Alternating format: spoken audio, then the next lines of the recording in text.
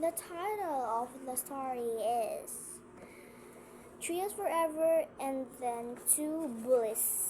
This is not a true story. I'm just making it because I'm so bored, and this is created by me. And then this is Bisaya.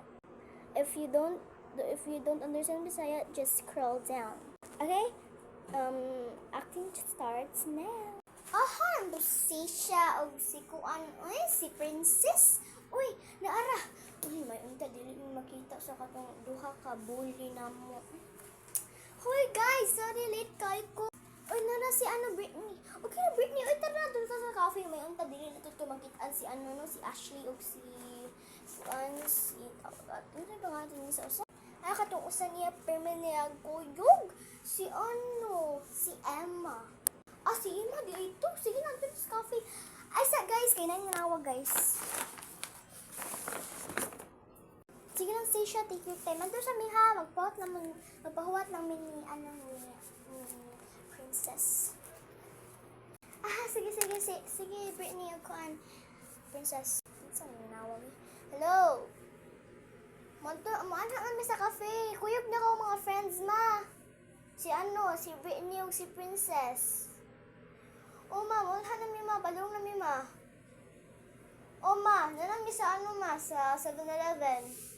Sige ma, bye-bye. Huwag na mi na ma ha.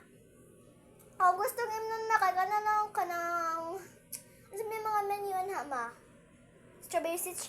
Strawberry cheesecake lang ako ama. Sige na, bye na ma, kay wala na mi ma. Bye. Sige na, tara na ninyo kay malitas na po sa naman. Ano yung mama de? Tara na. Muna ako mama ko yung siya kay libre na to niya. Ano ba? Tara na. Hi tita, bless ko tita. Uy, mano uy. Bless ko tita. Ang gusto order ta karang matcha cheesecake. Same po ni Britney. Inyong duha kay matcha cheesecake. Imo ha, strawberry cheesecake.